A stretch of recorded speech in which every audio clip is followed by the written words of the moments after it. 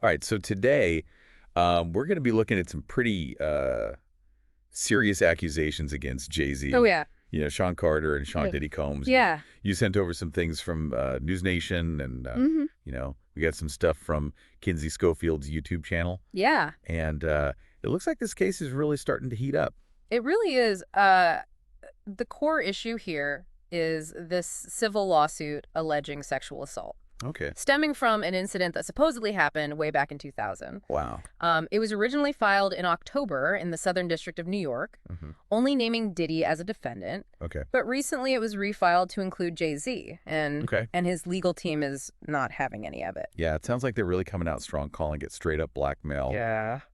And refusing to pay one red penny, as they put it. One red penny, exactly. And Jay-Z's lawyer is saying that the accuser's lawyer, Tony Busby, offered a mediation session, and they see that as basically extortion, Oh, wow. And then you add in Jay-Z's own statement where he says that his only heartbreak is for his family. Yeah, that's pretty powerful. Really highlighting the emotional impact that this is having. Yeah, for sure. But Busby's not backing down either. He's saying, the lawsuit's details speak for themselves. Right. And the truth's going to come out in court, not in the media. He wants to keep the focus on the legal stuff, not, all the public back and forth. Absolutely. And that's where things start to get really interesting. Yeah. Legally speaking, you see, because Jay-Z's lawyer brought in a legal expert named Lexi Rigdon, and she's pointing out that Jay-Z is taking a very strong stance here. Yeah. And demanding to be treated accordingly if the accusations are true. Oh, okay. So it's not just about denying the claims. Right. It's about establishing this firm position from the get-go. That makes sense strategically. Yeah. So before we get too far into, the legal specifics, let's kind of back up and take a look at what the lawsuit actually alleges happened. Absolutely. So according to the lawsuit, the alleged assault happened after an MTV Video Music Awards after party way back in 2000. Okay. The accuser, who was 13 years old at the time, claims she was given a drink that made her feel sick, and she needed to lie down. Okay, so that's already, a disturbing scenario. Yeah. And it gets even worse. She's alleging that shortly after that, Jay-Z and Diddy came into the room and assaulted her. That's the core of the allegation. And now Kinsey Schofield, who you mentioned earlier, she highlights what she calls very specific details in the lawsuit. And what she finds so interesting is that these details include descriptions of the room where the alleged assault took place. Gotcha.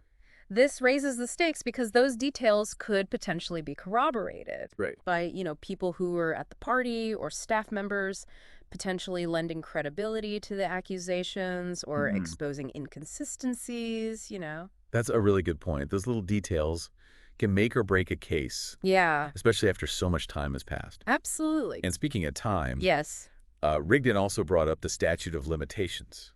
Oh, right. Which could be a major problem in this case. It could be. This is where the legal stuff gets really interesting. Yeah. So in New York, the statute of limitations for this type of case is 5 years. From the victim's 18th birthday. Gotcha. So that means in this case, the accuser would have had until roughly 2008 to file a lawsuit. Oh, wow. So we're way past that deadline now. Okay. Which means her legal team is going to have to argue that there were extenuating circumstances that prevented her from coming forward sooner.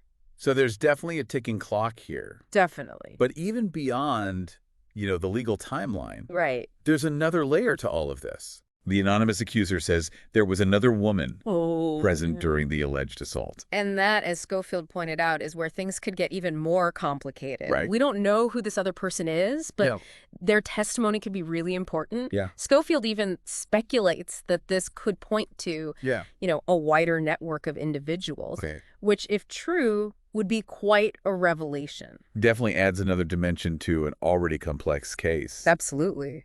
It seems like we've got a lot to unpack here.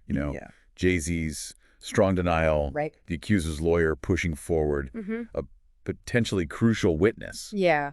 And, all these legal hurdles to overcome. For sure. As we start to really dig into all of this, what really jumps out at you? Well, I think what's most striking to me is the legal strategy at play here. Okay. Jay-Z's team isn't just denying the accusations.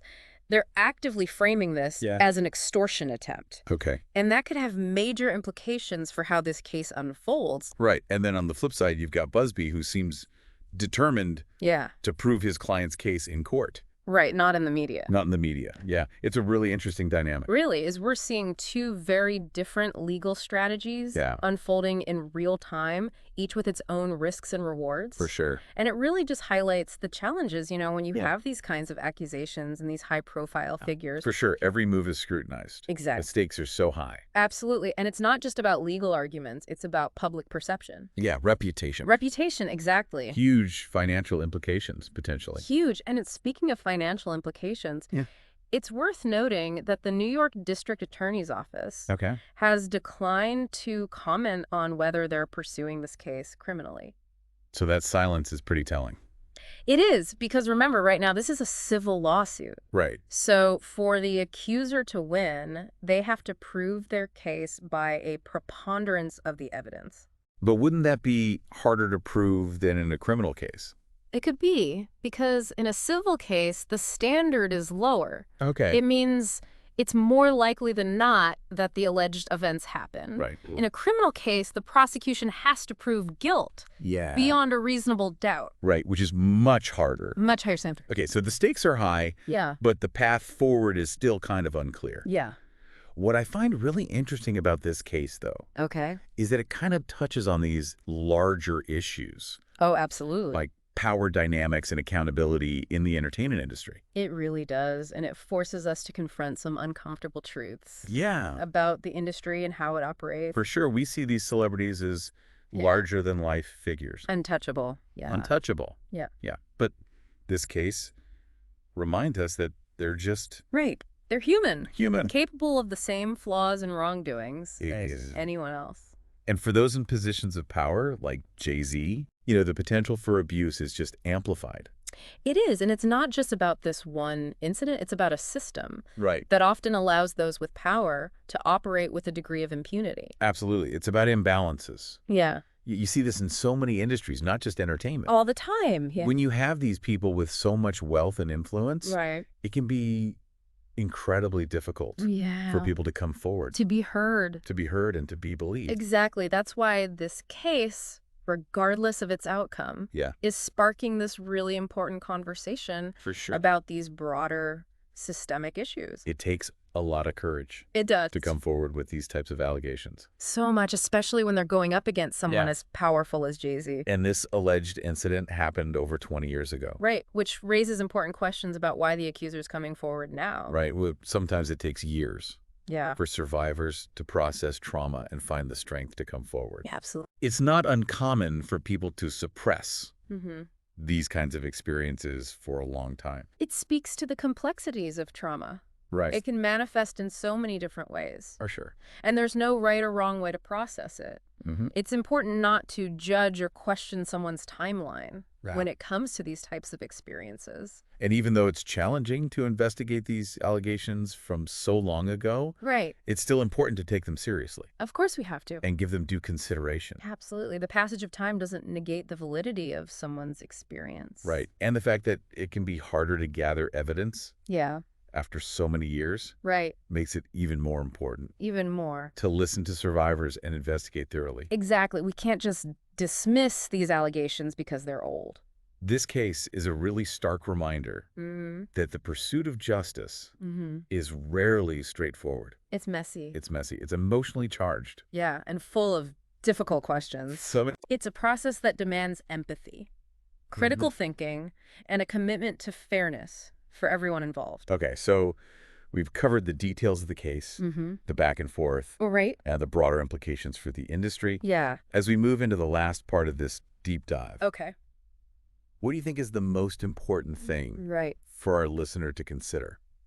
I think the big question here is how do we as a society deal with accusations like this, especially when they involve people with, tons of power and influence. So much power and influence. It's easy to get caught up in the headlines and the celebrity of it all. Right. It's a big story. But we have to remember that at the heart of this are these really serious allegations. Absolutely. And it's so easy to get swept up in, the the court of public opinion. Yeah, especially with social media. Oh my gosh, it just amplifying everything. amplifies everything. Yeah. We have to step back, though, and remember that the legal process has to play out. It has to play out, yeah. And everybody deserves a fair hearing. Everybody deserves to be heard. Exactly. And while that's happening, I think it's really important for all of us to look at our own biases. Oh, yeah, for sure. And preconceptions, you know. How much does Jay-Z's fame influence our initial reaction to these accusations? Oh, yeah, absolutely. Are we giving him the benefit of the doubt just because of who he is? Yeah. These are tough questions to ask ourselves. But they're important. They're important if we want to approach this fairly and objectively. You're so right. This case really makes us think about, how we see and react to this information, especially when it involves people we admire, or, feel connected to in some way.